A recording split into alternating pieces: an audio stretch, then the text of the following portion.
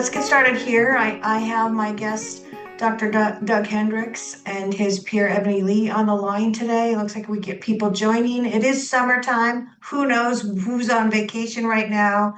But we're going to have our second orientation today. I'm not going to go over everything we did before because I want to get to the point where we have Doug speaking. If you'll notice in chat, and Doug, you might have to re-add for people who joined later.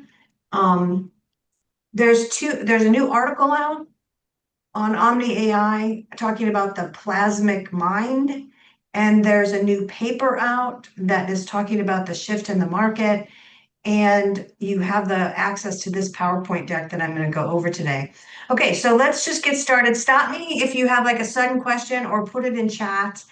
I want to go over the fact that Omni-AI Alliance is aimed at administrative level AI. This is a different level of AI discussion than is common in the market right now, which is all talking about teachers using it and students using it and maybe some administrative tasks like, writing a report or whatever. But I'm talking about administrative AI with this alliance from the viewpoint of how is it going to run the enterprise. So you'll notice this is a graphic from AI itself talking about the rate of change. And hi, Mary. I know Mary talked about Cisco's own sort of projections on the last meeting, even faster than this. But the purpose is for individual administrators to understand what is going to happen because it's already, all the pieces to create this are already on the playing field. We talked to a lot of them at the ISTE conference. Doug and I did. We interviewed almost 40 new companies in the AI space in K-12 EdTech. It's also about educators themselves focusing on balancing AI with human intelligence. So that's a little bit different than just learning how to use AI. It's about understanding human intelligence and how they're going to have to balance the way they teach and learn with that perspective. So that's where we feel that this will bring more value. And then company leaders who are really concerned about holding their relevancy stable because AI is definitely in a takeover bid in this market. It could lay waste to a lot of EdTech companies in the whole playing field there. So this is our plan for membership. We're going to do this free meeting once a month. Then there will be a second meeting every month that will be just for members because then we got to have working committees. Founders are already part of that. They don't have to pay anything to do that, but if they want their company to sponsor, they should contact us because there's about to be a whole lot of press on this. You can see this whole list of values. We are planning a national gathering, hopefully in Wine Country, Texas, next March. That is the area that was just flooded out. So we want to do them a big favor and come out to one of their wineries and have an event. And then, of course, we're going to do badges for you guys to put on everything. We are planning some mini courses that will go out for membership, and those are the names of them right now. I don't have to go through all of them with you. There is a new group built in No Story so that if you wanted to schedule a call with one of the companies to talk about their part of it, you could. So member companies will also be listed in the membership companies in the Omni-AI Alliance. And there will be a whole library. We started the library already there. We're about to put a whole bunch more stuff in the library. We're going to welcome all members to give us their stuff to put in the library. Then there will be working committees to create new papers and new podcasts and all that other kind of stuff. All right, so how did this start? I wrote this book, Human Singularity, and chapter 2 is all about how AI is built, which is basically a spaghetti fortress of all different kinds of algorithms on top of each other. It looks sort of like that graphic that you see there. Omni-AI is the predicted convergence of the types of AI to become the mind of an enterprise. What I mean by that is that you're not just talking about people chatting in with a generative AI. This AI will run the enterprise the way it's dictated to be being run and not just be something you ask things of or that presents you with dashboards, but something that acts on your behalf to do things for you that are no longer the work of the administration. Those are things like notifications to students, notifications to parents. I know, Chox, you're on here right now. Your mobile app already does a lot of that stuff.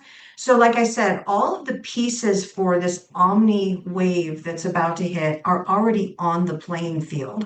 This is the actual definition of Omni AI. It's on the website's main page under the Omni AI Alliance.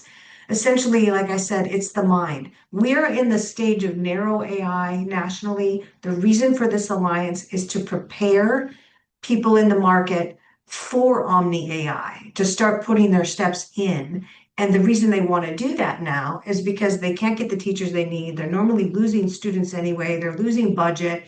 They have to do something to lean harder on technology, but they really don't know where it goes. So our job is to say, this is where it's going.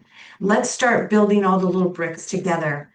All right, so the rest of the stuff I'm going to go over before I have my good friend Dr. Doug Hendrix talk to you is what are these types of AI, the timeline, what we should expect as outcomes, the accelerators in the market, the goals, which have now been refined from our first meeting. And then after Doug, we're going to go into an open discussion. So that to picture what is Omni AI, it's basically those little white circles. It's the thing between the things. There's a lot of things that every school district has. They have their LMS, their back office master schedules and planning things. They have financial systems. They have consumer-facing mobile. That's what Shocks does. They have, of course, all their storage and security and stuff. They have their student information system, learning management system, then a huge number of random subject apps, tool things. And then they've got discrete learning objects, which are anywhere from images to videos to text, and libraries of the same things that are all searchable in and of themselves. What we're talking about with Omni AI is that the industry itself is going to have to skeletonize and tag such that AI at the Omni level will be able to also interact with those systems in recommendations engine AI and that kind of thing. That doesn't exist right now anywhere. The technical layout of that doesn't exist. So our job is to build it. Now we've already technically working with AI scientists have built this as the possible middle of what we call the Omni AI core. So you know how you call a learning management system a system because it's a front-facing system and a student information system. Omni AI pieces, which are basically middleware also with an interface, will be called cores. So this is what will go into a plasmic core. Plasmic meaning, ever changing like a mind. The ingestion layer, the structuring semantic layer, sub-frameworks, orchestration and optimization, outcome simplification and delivery. And then that other box is everything else you already own as a school district. So that the mind is organizing from there. So I didn't mean to get too technical on you. Did you fall asleep? Are you okay now? Okay. The projected timeline, and Mary, again, yours was a little faster than this, goes like this. We're in fragmented deployment now. We're about to enter then in 2027, the emergence of actual Omni AI, the structure to start knitting together things will happen earlier than that. It's already happening. I know I keep saying your name, Chalks, but you've already got integration into your mobile app to a lot of systems, right? Okay. And then you've got networks interoperability, like how that's going to work, and probably a new, and Mary, you'll be able to talk to this, new levels of security framework for an Omni engine and the core. And then mainstream implementation from 2029 to 2023, and then mass by 2035. This is how we'll see it coming out, is that it will be making real-time decisions within schools. It will also be saving them on staff costs, just period, right? You will not need as many staff. That cost structure will move to providing better services, maybe teachers, instructional agents, grading agents, translations agents, facility agents adjusting real-time controls, scheduling agents, the whole way time and space is going to be used, and the flexibility to incorporate gig teaching and substitutes and teachers that are 3 districts away to teach your science class you can't get anyone for it. All that's going to shift. And then a teaching prep agent, that probably is going to be voice activated or talks to you. So the teacher's walking down the hall, she's being prepped for the next class. Communications agents, admin agents, compliance agents. So like I said, you guys have this deck. I don't need to go into detail. I showed this in the last orientation. These are the domains that AI will enter and is already entered. We're really surprised what we saw again at the ISTE conference. There's tons of tools at the teaching level, but there's now emerging tools in the administration level, and probably coming soon with more within the LMS field, although that latest article talks about the disaggregation of the LMS that will be forthcoming in order to feed Omni-AI. So the accelerators that are causing all this to happen, I know I probably don't need to tell everyone on the call right now this particular fact, but only 28% of Americans have confidence in public schools. These are the raw data points. Our prediction is that 50% of American students will not be in traditional public schools by 2030 unless a dramatic transformation occurs, which is why we have the Omni-AI Alliance. Public enrollment is going to drop from the 49.5 million about by half. Then these are the public school closure rate, the micro school rate, the homeschooling rate, teacher shortage rate, AI penetration rate.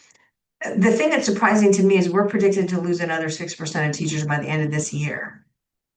So it's going really quickly. We showed this in the last orientation. I probably won't show this in upcoming meetings, but essentially the market by our review is really looking like it's here. So remember the device rollouts, a lot of schools only finally did that during COVID. And then there's app proliferation. This is sort of the maturity scale. And then they have new classroom teaching methods, and everybody's running around with constantly new PD, and let's do this and let's do that, or that wasn't working, let's try a new method.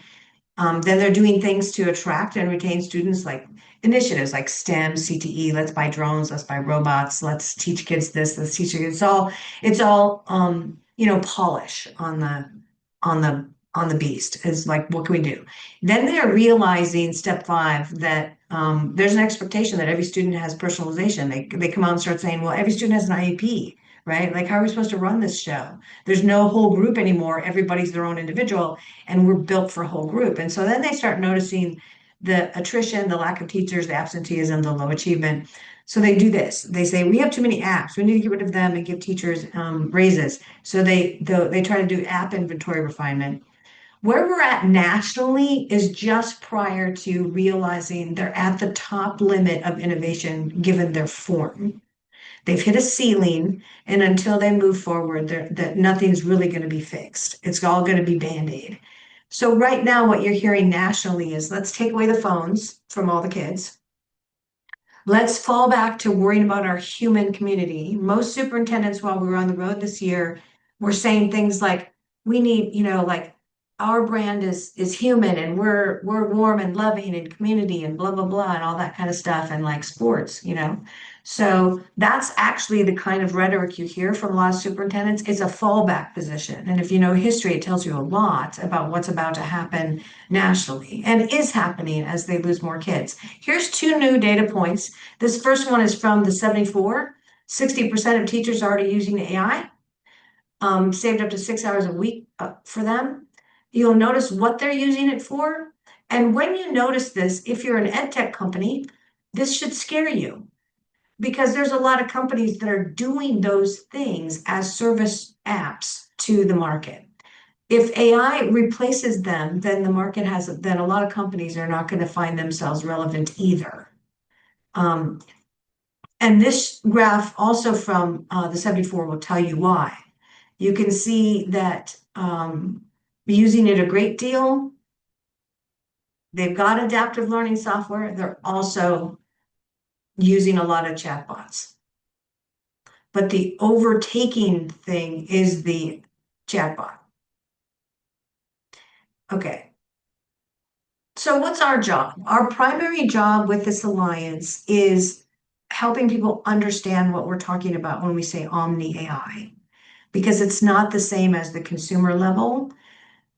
It's probably going to be invisible to most people, but it'll interact with the individuals in schools and the teachers, students, administrators differently.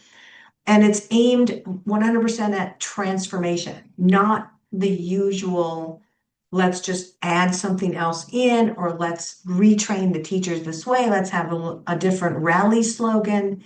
That's not what this is about. This is a true transformation, idealization movement. So these are you can see what our goals are on the side, and then what the work is, and then the outcome that we're planning on having. This is where we're asking you guys all to become committee members. And Dr. Hendrix, that second one down, tie transformation to urgency. I would hope that you and your team would be part of that, because that is utilizing your good ideas and other people's good ideas to actually raise the balloon in the market to, this is urgent. We need to transform the way we do things. It's not enough to just add stuff. So those are our goals. And then just to give you a little bit more information on the goals, I showed this slide in the last orientation. These are all the companies in the space already, and then these are the new ones. Or some of them are older ones, but new things that they're doing. So this is happening really fast. A lot happening in the market. We're going to start keeping track of all these guys and what they do and who's doing what and how it's all working. So we can also provide our membership with explanations to it all. And like I said, the divergent transformation to create relevancy is our probably top line goal. Like, we have to make people understand, if this isn't the direction that they all start going, they will fail, especially against people who do go in this direction. So the examples that we like to cite are, what did Amazon do to retail? What did Airbnb do to the hotel industry? What did Uber, FedEx, Netflix, and the Apple interface do to change everything? Okay, now to set you up, Dr. Hendrix, this is another article on our site that talks about the old thinking versus the new thinking. So I want to point out a few things about that manufacturing model shifting. The old thinking was everything's indirect. It's from the administration through the teacher to the student. The new structural thinking has to be that the individual learner has ownership of their path. That's a complete flip of the way we think right now. And how you would enable that is you have to think in a direct structure, direct to the learner, and then arraign your teachers and what the human side does against that. That changes the definition of school structure. It also changes form. So part of our job is to look at what are the new forms, and the new form is technically going to be an unconstrained asynchronous configuration. Whereas so far for the last 250 years, it's been the manufacturing model, which is a very constrained configuration. So one more thing to explain to you. Actually, yeah, and then I'm going to pull you in. The model, people talk about models all the time in the market. The definition of a model includes being, a brick and mortar, a hybrid, a project-based school, a competency-based, a virtual learning model, online model, and then labels, which are really themes like STEM, gifted, all those other things. Model in the new thinking is being a learning services hub with disaggregated offerings. Some schools in some states are already doing this. And they have to, because otherwise they get no seat time from some of the homeschoolers in the area. So like Arizona has opened up, you can be a member of sports teams, you take one unit, but everything else can be on your own. And then finally, method is also going to shift. Right now, the method is the teacher controls everything. All administration stops at the classroom door. And behind that door, it's all in the control for distribution and everything that the teacher does. That changes to the school service controls and conveys the knowledge. The teachers do the guidance to cognition. So they diagnose and unravel problems, and they do the caring factor and that kind of thing. So those definitions all change. All right, so Ebony, you want to go ahead and share Dr. Hendrix's slide deck away from mine, and then we'll come back at the final point for discussion. Slide? Yeah. Yes. Okay, great. All right. Am I up, Leilani? Yeah, you're up. You go. Well, first of all, good afternoon to everybody. My name is Douglas Hendrix, Sr. I am the Senior Deputy Superintendent, Chief of Staff for Clayton County Public Schools, the school district that I've been in now for 27 years with 30 years in the career. I am also the author of the book, Leaders of the New School, Advancing Public Education from the Industrial Age to the Innovation Era. And I think Leilani did a great job of defining the problem that's leading to some of this advancement. But actually, without the problem, the advancement should be happening anyway because of where we are. But I'll jump right in because I don't have a lot of time, but I want to make sure that you get pretty much a preview of what the book is, and hopefully it'll get you to the point that you may even want to dive into the book and get it and look a little more. I will tell you on the front end that chapter 9 is the chapter where I talk about a lot of the use of technology and embracing the technology and enhancing learning with modern tools. But I'll start off with this. Let me start by asking a hypothetical but deeply unsettling question. How did we get stuck preparing children for a world that no longer exists? We have children raised in an AI climate with climate disruption, global pandemic, and quantum computing, yet we still are schooling as if it's 1890.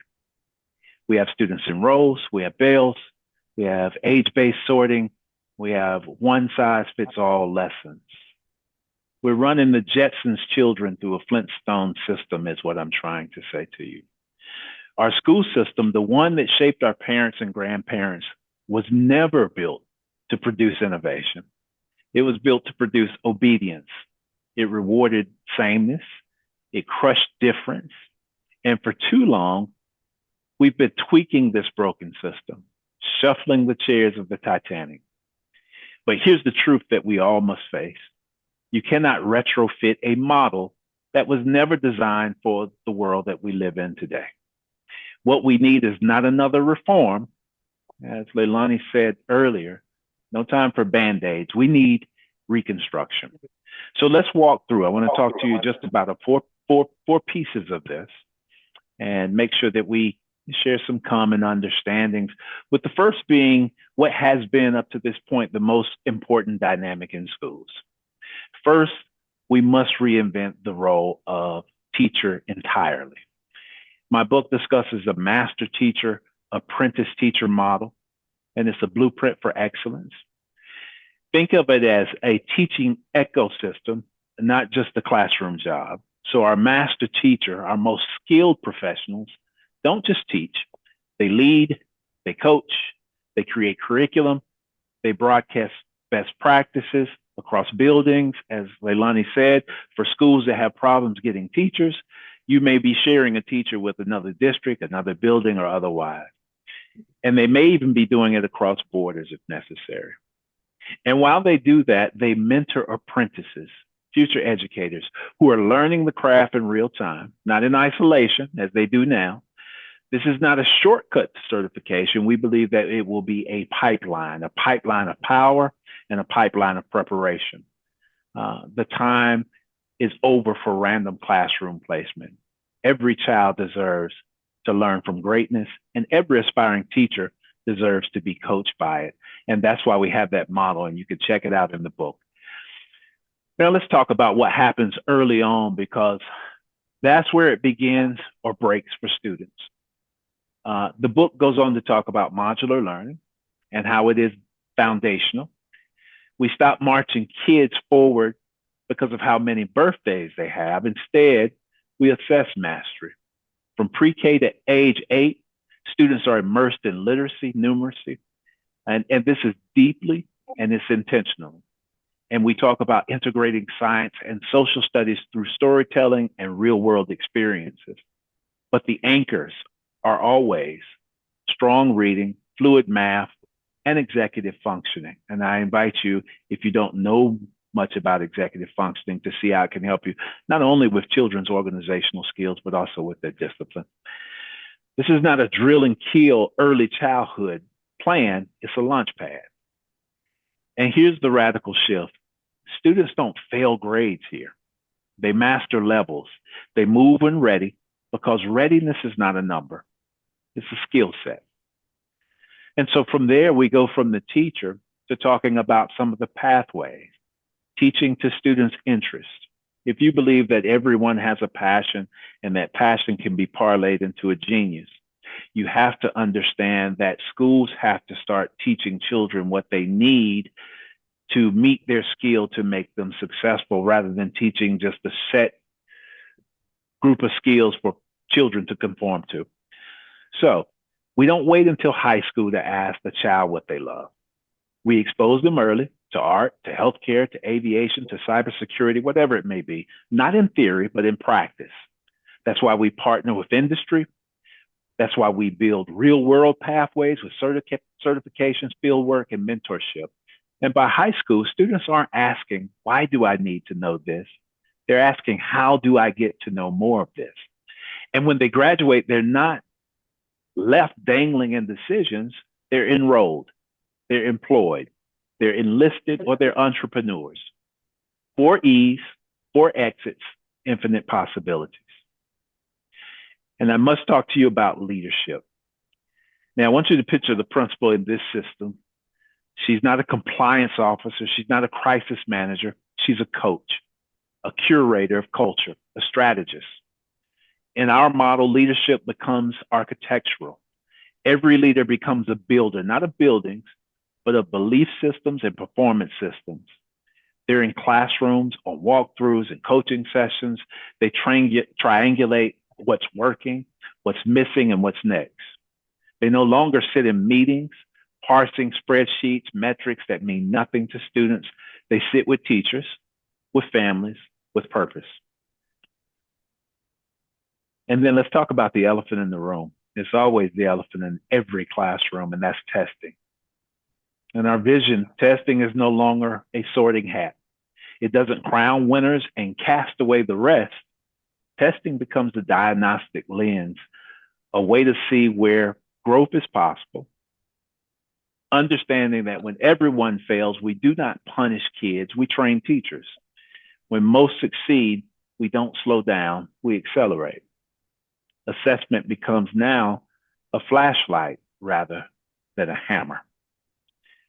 And finally, and I hope I'm in keeping with my time, we have to redefine the role of parents. And although I didn't cover all parts of the book because of the amount of time, and I wanted to make sure we have the time to orientate, we have to stop judging family engagement by who shows up to the PTA bake sale. Parents in real systems, effective systems, are collaborators, they're partners, they're analysts, they engage in data-informed dialogue about their child's progress. They help extend the learning into the home by way of car rides, at the dinner table. We meet families where they are, not where we wish they were. And this all is infused around technology and other things. I talk about the classrooms and how we need to stop building schools for this industry model of schooling. We are still in a one-room schoolhouse in many regards in most schools across this country. I want to be clear. This model that I express and explain in the book is not a fantasy. It's also not a utopian sketch. And there's a lot of room for, creation and building and other ideas. But this is a work that was studied with countries all across the world who are much more successful than we are at teaching. In a lot of regards, some of them have not done all of the things that we talk about, but they've done the things in part, and those things have proved to work well. The reality is it's not about whether or not we can do this. The reality is whether or not we'll have the courage, not to amend, but to reinvent. We don't lack ideas. We don't lack willpower. We don't lack talent. We lack systems that honor and elevate that talent. And part of that is, or a lot of that is what we're talking about now. AI is here. The technology is here for us to be different. We'll either advance or we'll watch others advance. And so I ask you, whether you're a board member, a superintendent, a teacher, a parent, or just a partner who cares about kids. Will we keep schooling for the past, or will we build schools for the future? Because the children already live in the future. They're coding in third grade. They're starting businesses in middle school. They're asking questions we never had to ask. And they're waiting for us to catch up with them and the technology and the world that they live in. Will we teach to their past, or will we teach to their future? I would ask that you check out the book, because it is one of my endeavors to make sure that I do not let them down by sharing. And it's also a way for us to build what's never been built. For a very long time, schooling, if not for the entire time this country has existed, schooling has looked just as it looks now. I'm sure that no one on this call goes to Blockbuster Video anymore, because you have Netflix, Hulu, and everything else. No one came to work on a horse and buggy. You probably haven't seen one unless you were downtown in some metropolitan area and someone was doing it for fun on the weekend. But I bet you saw a classroom win roles within the last week if you've been in the school, or within the last school year if you visited a school. You saw a sage on the stage or a teacher in front. You saw technology more as a prop than an enhancement. And I'm believing that we can rebuild schools, and the conversations that we're having around AI and all the other technologies must be a part of that. So let's build what's never been built. Let's lead the new school. And Leilani, that's my presentation, and that's the conversation. I hope that everyone will at least check out the book, but more so check out the ideas in the book to create a better system for our kids, because they deserve better than what we did in 1890 to still be a part of their world today. Thank you. Well, that was most excellent. I want to take a few moments that let you guys ask Douglas any questions that you have. I think what he said was very powerful, and his voice needs to get out. Like, a lot of other superintendents need to hear this type of language and this attitude, like how we can change everything. So first of all, I think this is Dr. Hendrix, very amazing, because I am not an educator, but I'm an entrepreneur trying to solve the problems of the school rethinking. Started with some of my personal pain points as a parent. So, and seeing my own two kids who now are one in college and one in high school, how they want to approach versus how school. I mean, frankly, I feel like the schooling is also limiting them right now. Yes. Right. Yes. And because the way you can process information at the rapid pace, with the ChatGPT kind of tools, the learning has completely transformed. So I think your thoughts are really timely. In fact, if not, even behind in terms of we should be prepared for it. So thank you for sharing that, and I acknowledge and agree with every one of your thoughts. Thank you. Thanks for your comments. And I would agree that in many ways, we're restricting our students by keeping them in a era of learning that's no longer applicable to the world that they live in. We prepare them for the things that we've always prepared them for, rather than the things that exist today. I was in a restaurant the other day, and there was a robot floating around bringing the food. I visited a warehouse not long ago. They have machines that are basically robotic and programmable, and those things are moving the boxes, and all of those jobs won't exist anymore, is what I'm trying to say. And so we need to offer other opportunities by offering a new form of education that challenges children's critical thinking deeply and provides them with opportunities when they exit school. You should exit with more than just a piece of paper saying that you were here. Yeah, bingo. I'm actually worried about my daughter who's in the college, because there's so much transformation is happening as we speak. Literally, like every week there is a new innovation happening, and they're so talking about they don't even have time. I mean, the way I feel like maybe that we should pull them out and then put them through a different learning process. But that's exactly what you're talking about. So yeah, I echo and Yeah. I wish you the best. Yes, sir. All right. So we're Do talking we now. have time for one more question? Yeah, go ahead. Dr. Hendrix, thank you very much for your remarks. Very, very interesting. Yes, sir. I'm thinking here, I was having a conversation yesterday with a colleague who's spent some time in ed tech like me. And we've talked about transforming education many different times with many different technologies. I agree with you 100% that this is one technology that will actually transform teaching and learning in ways we haven't even thought of yet. Yes. My question to you is, amongst your colleagues, how do you battle transformation fatigue and the faddish nature of education? How do we keep AI from being just the next buzzword so that people can get on board while there's still time?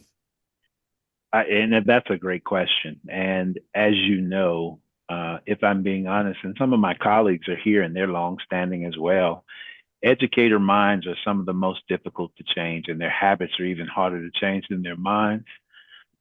What I say is that we continue to speak light into those dark places.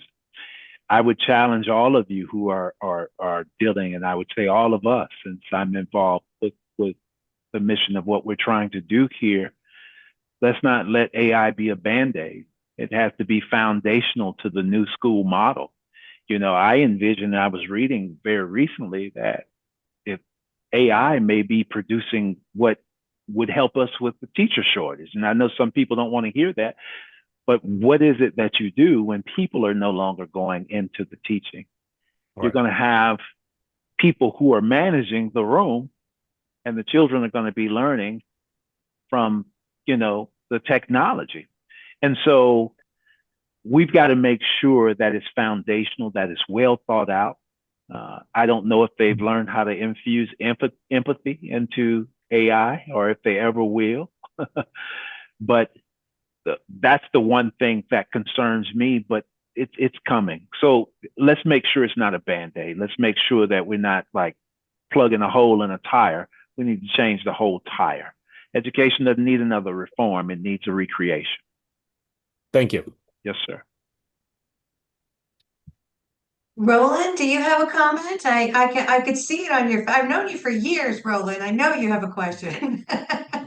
Actually, I was going to say empathy is possible, as well as some other types of interactions.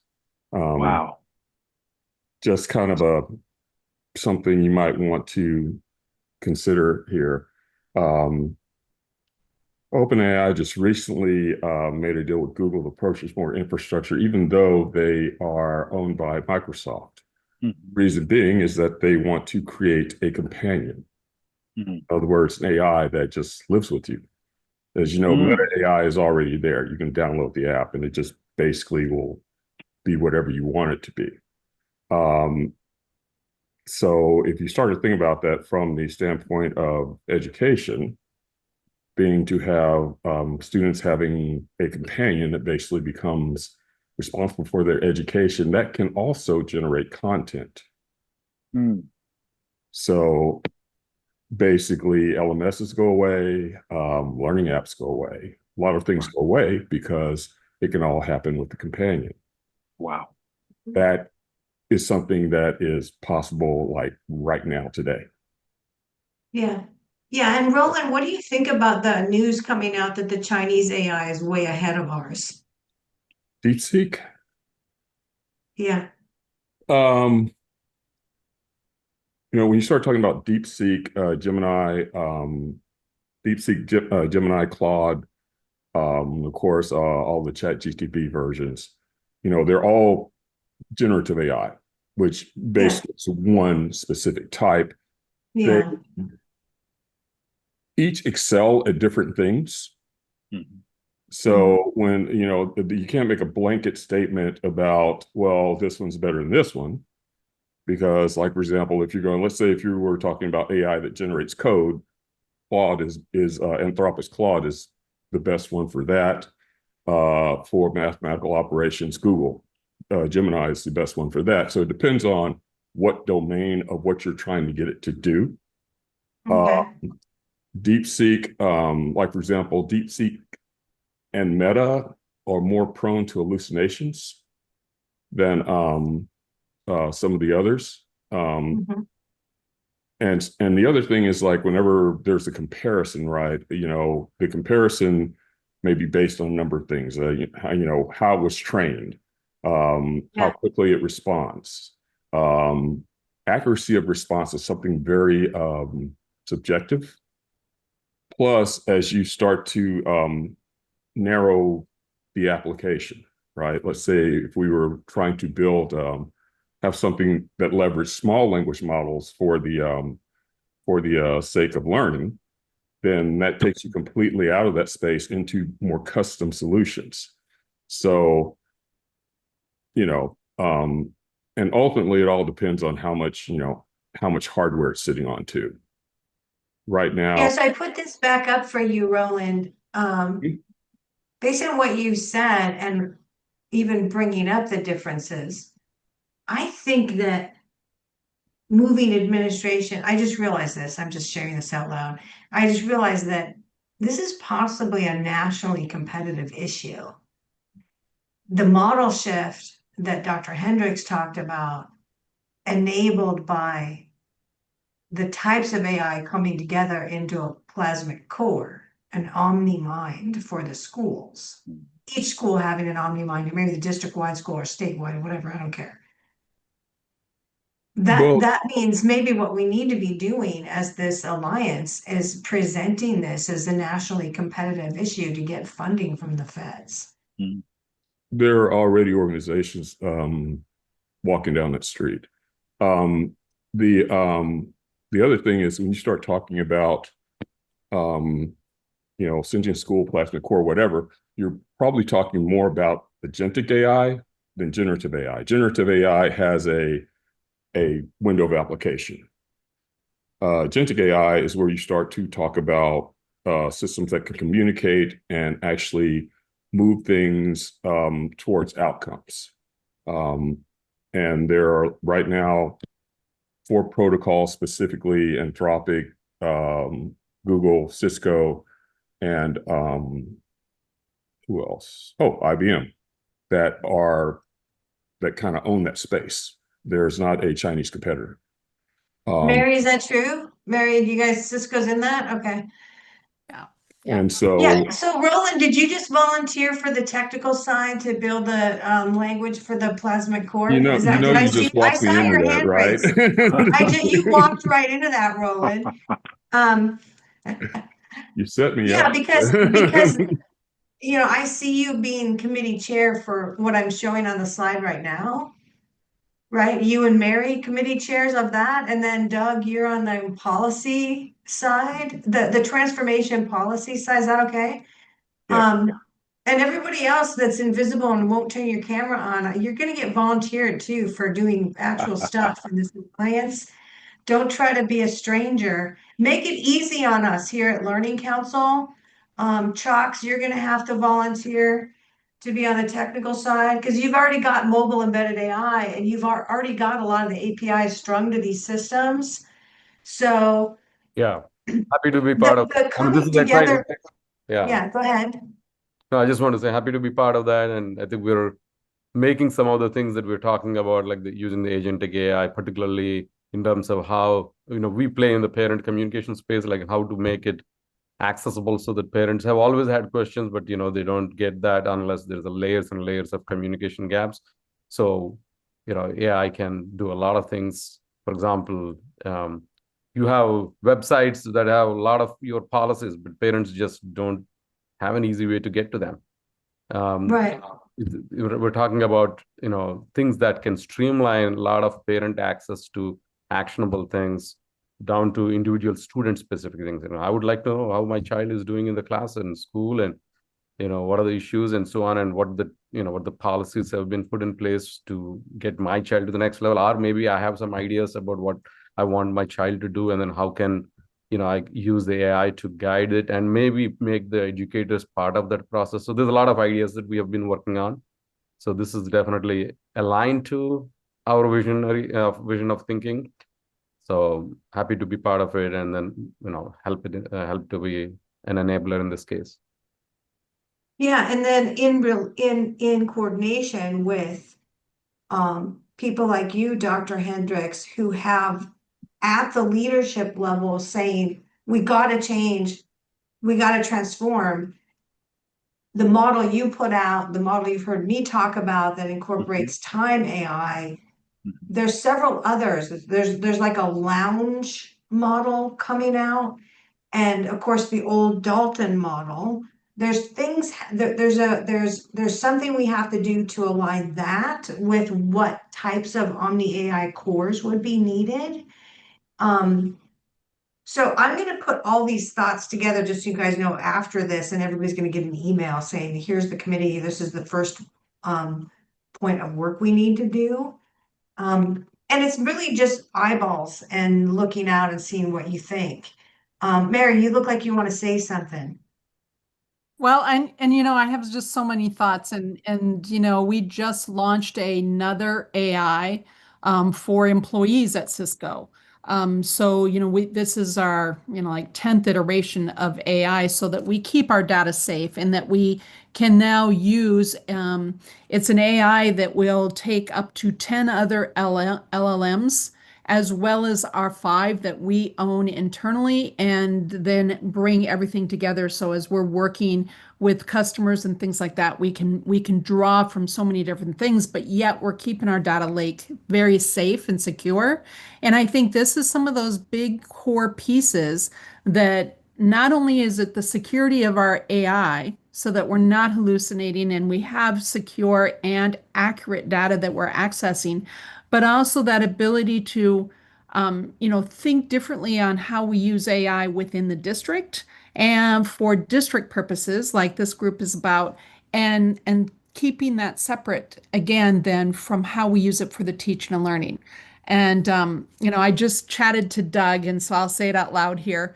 I am volunteering a Cisco site to host a symposium or conclave of this group. I think it would be a great time to just kind of take a couple of days, 2 days, to just really get to some of the core pieces and bring experts in as well.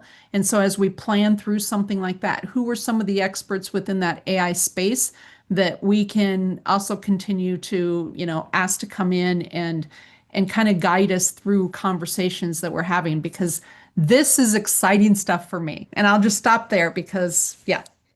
Well, we might take you up on that, because it's certainly cheaper than the wine country of Texas, but that was pretty sexy. Like we were like, oh, wine country. But yeah, if you guys want to host, because that would have a dual purpose. So maybe the first meeting, we're looking at late March as the, And yeah, I'm not looking at dual purpose. I'm looking to be part of this team to just dig in. Absolutely. We have but a a good working office. thing, yeah. Yeah, I We think want to it'd be make it a working meeting. And then I really want to have, we're going to invite more and more companies in and more school districts. A lot of school districts, they're not really available this time of year, but they will be. And then we're going to talk about it at all the regular events this fall that Learning Council puts on. But I know, Stephen, you're on here, Stephen Wakefield. Yes, I am.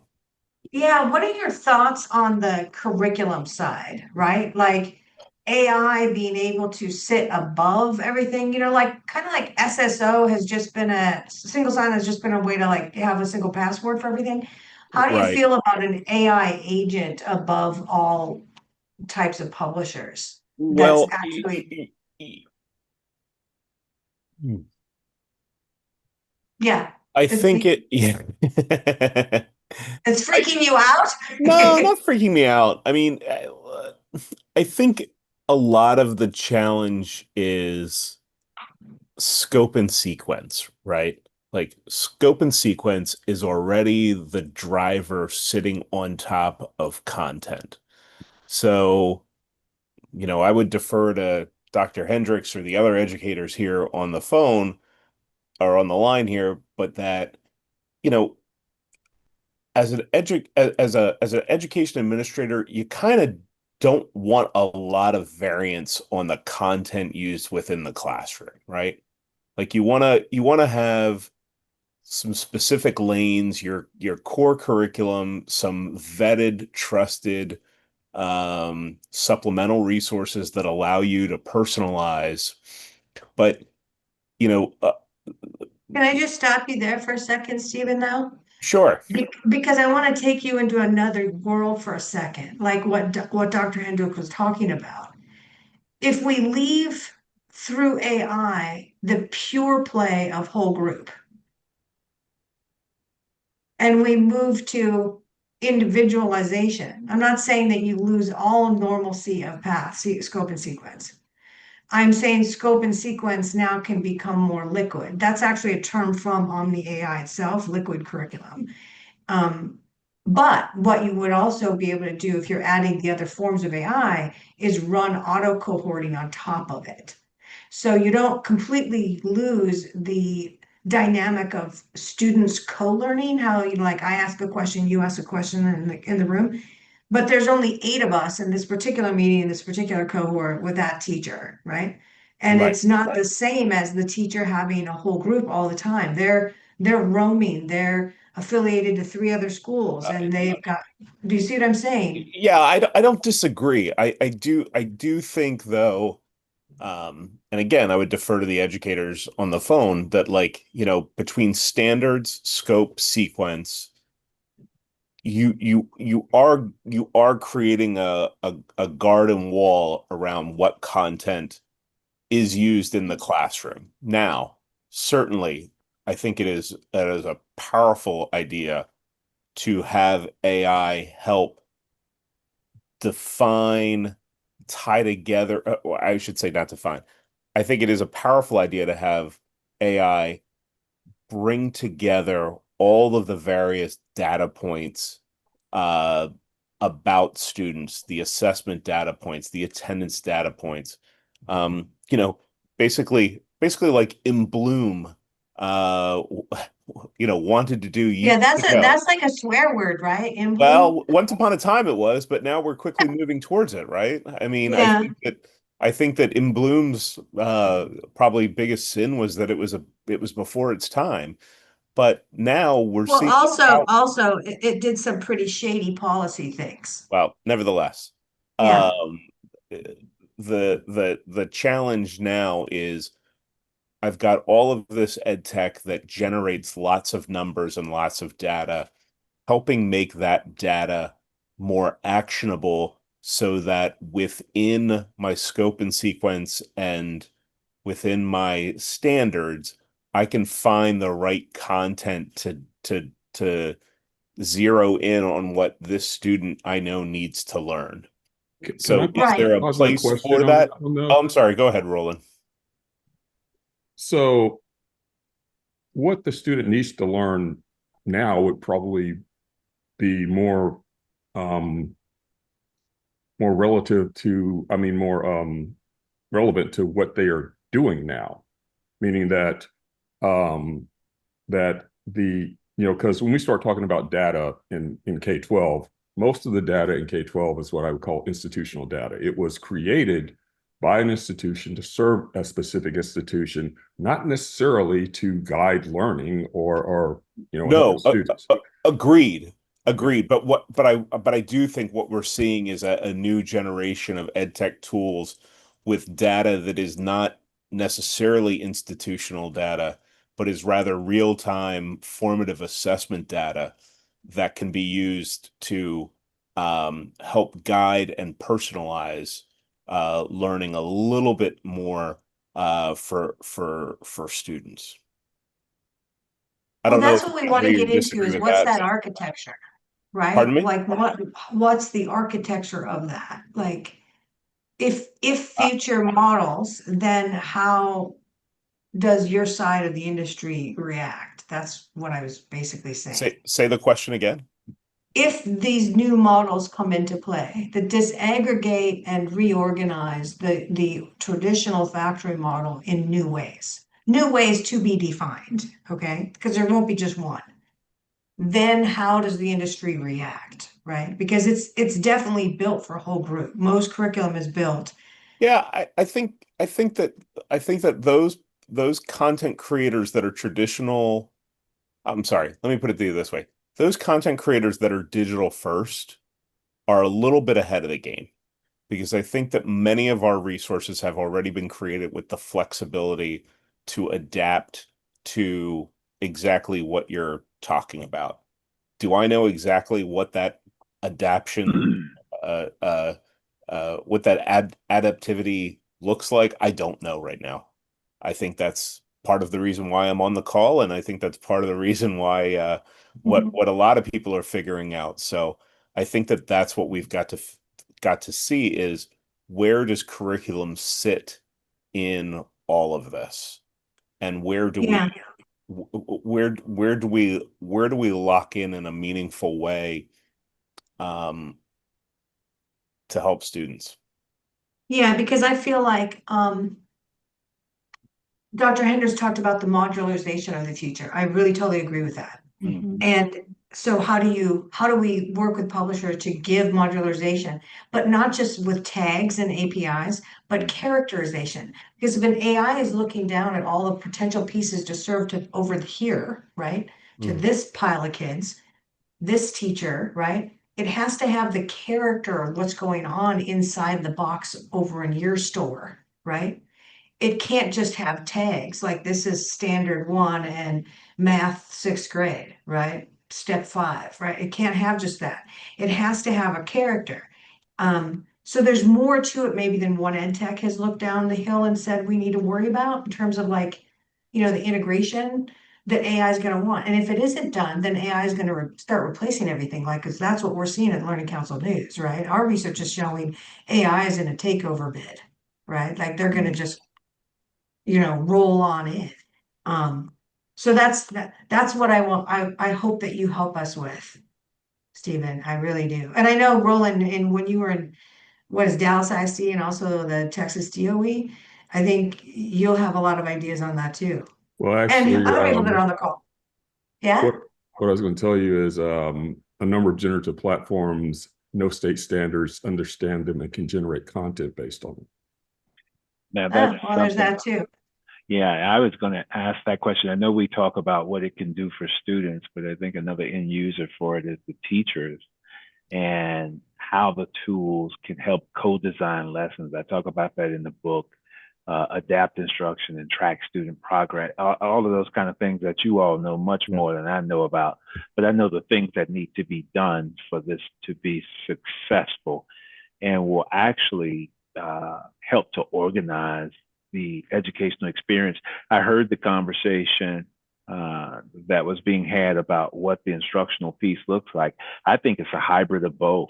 I think there are some kind of semi-boxy type things that are foundational to learning that AI will have to kind of put a square around, but there's so much more independent pathway type deals that we need to be able to explore, where in many cases we're limited on finding human capital that can really get in and do that. This technology could really blast education off if the model of delivery and schooling is recreated totally.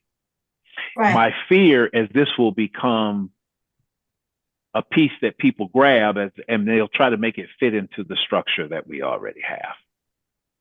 Yeah, and that's happening like a steamroller right now. And that's why this group has been founded. And that's why we all have to get loud and almost militant, right now. Yeah. Because that's just, like just adding more and spending a whole bunch more money. It's a wrecking ball, right? We don't need that. So let's all get a little militant. I'm going to invite you guys, because we're at the top of the hour now, to stay tuned. The people that have been engaged here and anybody who's listening in, you're getting an email from me talking about committees and the work we should be doing and asking you questions. We need to stay in communication. We're going to tee up 2 of these a month. And each one's gonna have a new theme. I always want to have a different guest on them. If we start getting sponsors, the sponsors will start getting spotlights on the meetings too, about what they're doing in their products, because there's so many in the market. So just stay tuned. I'm gonna get you, and Mary, I'm gonna take you up on that. I'm 100% sure I'm taking you up on that. So it better be cool. Like, we're gonna have fun, me and you. And Roland, you just volunteered yourself, sorry to say, so we're gonna be putting you to work. And probably you too, Chalks. And Doug, keep the ideas flowing. Your vision is perfect, I feel, for the future, and your leadership is very much appreciated. Okay, guys, so thank you for being with us today. Till next time.